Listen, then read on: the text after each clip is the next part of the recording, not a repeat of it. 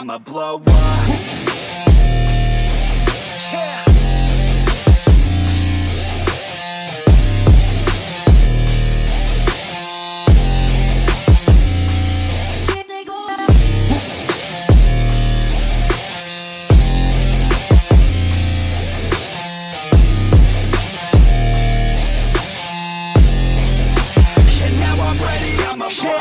Hey guys, so we are continuing with this lecture because we are left with two topics that are plastids and vacuoles. तो देखते हैं हम plastids क्या होता है.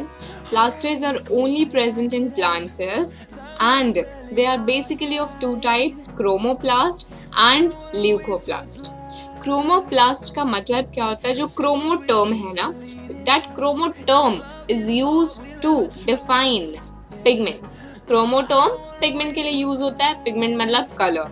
Coloured plastid and leucoplast are white और colourless plastids.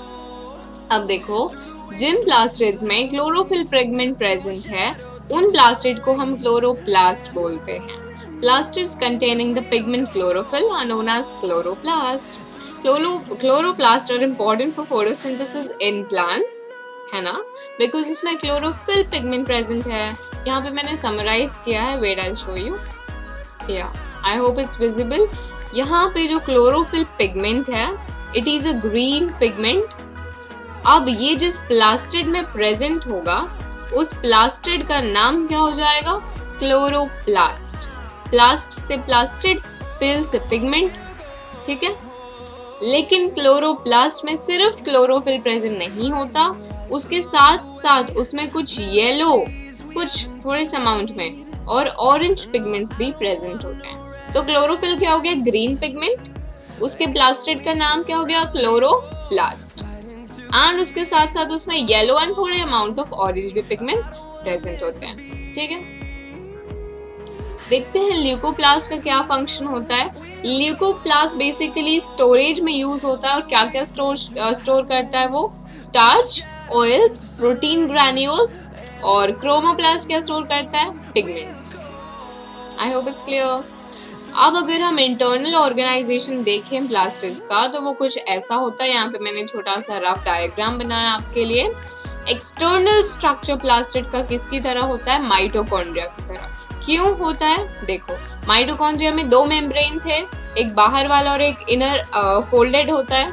लेकिन इसमें फोल्डेड नहीं है, सिर्फ दो मेम्ब्रेन होंगे इसके.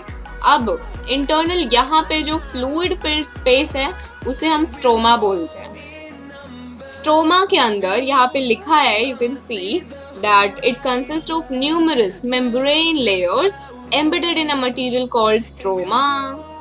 क्या है वो मेम्ब्रेन लेयर्स? ये जो यूनिट्स दिख रहे हैं ना, ऐसे स्टैक्स प्रेजेंट होते हैं ग्रुप में, ठीक है. वो जो ग्रुप्स होते हैं, फिर वो अगर एक सिंगल कंसिडर करें तो दैट इज थाइलेकॉइड, एंड अगर इस पूरे का ग्रुप कंसिडर करें तो उसे हम ग्रैनम बोलते हैं, ठीक है. यस, आई होप इतना क्लियर है. अब देखो, एक और चीज सिमिलर होती है प्लास्टिड्स और माइटोकॉन्ड्रिया में, कि जो प्लास्टिड्स होते हैं ना, उनकी खुद की माइटोकॉन्ड्रिया उनका खुद का डीएनए होता है और उनका खुद का राइबोसोम्स होता है, ठीक है. तो यहाँ पे आई थिंक मैंने थोड़ा गलत हाईलाइट कर दिया है. उनके पास भी अपनी खुद की डीएनए होती है और खुद का क्या होता है? राइबोसोम्स. ये क्वेश्चन इंपॉर्टेंट है, ठीक है, स्टार मार्क कर लो. अब ये हो गया हमारा प्लास्टिड्स खत्म. अब देखते हैं वैक्यूल्स क्या होते हैं. वैक्यूल्स जो होते हैं, दे आर स्टोरेज सैक, मतलब उनमें स्टोरेज का फंक्शन होता है.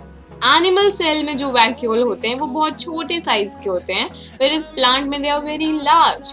प्लांट सेल में की अगर बात करें तो एक सेल में पूरा 50 to 90% स्पेस एक वैक्यूल अकेले कवर कर लेता है. यहाँ पे लिखा है वो चीज. कहाँ गया? यहाँ पे, ठीक है. तो प्लांट सेल में वैक्यूल काफी बड़ा होता है, इसके वजह से वो 50 to 90% स्पेस कवर करता है, ठीक है. अब देखते हैं प्लांट सेल्स में जो वैक्यूल होता है ना, उसके अंदर क्या क्या रहता है. तो वो भरा रहता है सेल सैप से. अब सेल सैप क्या होता है? आपने कभी लीफ तोड़ी होगी तो आपने कुछ सिक्रीशंस रिलीज होते देखे होंगे. कुछ व्हाइट कलर का फ्लूइड दिखा है, बहुत गंदा सा चिपचिपा सा होता है, हाथ में स्टिकी जैसा होता है बहुत. तो वो चीज जो होती है वो सेल्स बनाते हैं, उसमें ऑर्गेनिक इनऑर्गेनिक सिक्रीशंस होती हैं जिसके वजह से सेल को रिजिडिटी मिलती है। तो जो वैक्यूल है वो सेल को टर्जिडिटी एंड रिजिडिटी प्रोवाइड करता है।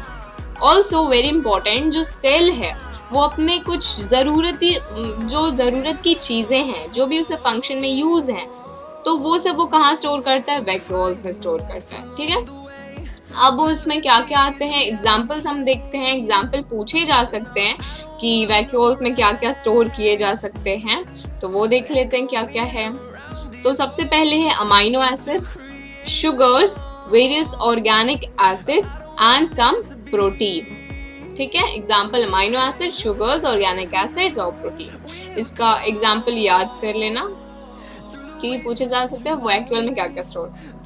ये हो गया हमारे प्लांट के क्या बोलते हैं उसको, वैक्यूल के बारे में। अब एनिमल वैक्यूल कैसा होता है, तो यहाँ पे अगर आप देखो तो यहाँ पे मैंने छोटा सा अमीबा बनाया, एक्चुअली बहुत बड़ा सा हो गया कोई ना। यहाँ पे जो अमीबा होता है ना, उसका जो वैक्यूल होता है वो उसके मेम्ब्रेन के पास होता है। ठीक है, वो इसलिए होता है बिकॉज सपोज करो ये मेम्ब्रेन है, ये वैक्यूल है। ठीक है, तो जब मेम्ब्रेन खुलेगा तो यहाँ से वैक्यूल निकल के एक्सक्रीशन करेगा। ठीक है, इसीलिए जो वैक्यूल होता है वो मेम्ब्रेन के एकदम पास होता है, ताकि वो बाहर जाके अपने वेस्ट को एक्सपेल कर सके। एग्जाम्पल है अमीबा, यहाँ पे लिखा भी है कि कुछ यूनिसेलुलर ऑर्गेनिज्म में वैक्यूल इंपॉर्टेंट रोल प्ले करते हैं to expel excess water and waste. तो इतना सब कुछ क्लियर है। ठीक है, आप क्वेश्चंस देखते हैं। यहाँ पे फर्स्ट क्वेश्चन में पूछा है कि 2 ऑर्गेनल बताइए जिसमें कि सेम जेनेटिक मटेरियल होता है। तो क्या क्या है वो, प्लास्टिड्स हैं और दूसरा कौन है, mitochondria, right.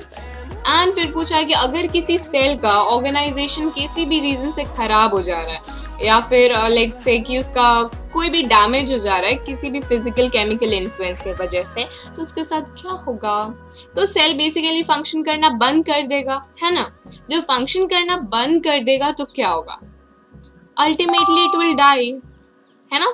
So why are lysosomes known as the suicide bags? Because वो burst हो जाते हैं। तो guys burst होके वो क्या करते हैं, कुछ तो करते होंगे ना burst होके। Actually वो करते क्या हैं, they release some enzymes जो कि उनके खुद के सेल का डाइजेशन कर देते हैं। So what are proteins synthesized? Where are proteins synthesized in the cell? Ribosomes. So finally we are done with the chapter, guys. और इसके बाद हम देखते हैं क्या क्या फंक्शन होते हैं। सेल न्यूट्रिशन करता है, रेस्पिरेशन करता है, एक्सक्रीशन करता है, प्रोटीन सिंथेसिस करता है, ये सब करता है। तो अल्टीमेटली हम आ गए फिर से उन्हीं 3 कीवर्ड्स पे, बेसिक, स्ट्रक्चरल एंड फंक्शनल। कहाँ लिखा है, the cell is the fundamental structural unit of living organisms. It is also the basic functional unit of life. So I hope आपको ये तीनों वर्ड याद है। अगर नहीं याद है तो फिर से जाके रिवाइज करना, I am not going to tell it again. ठीक है गाइज, तो we are completely done with the chapter. I hope आपको हर चीज अच्छी तरह समझ आया होगा, सारे कॉन्सेप्ट्स क्लियर हैं। टाइम टू टाइम रिवाइज करना, because it's a bit lengthy chapter, भूलने के चांसेस ज्यादा रहती हैं। So thank you for watching my lecture.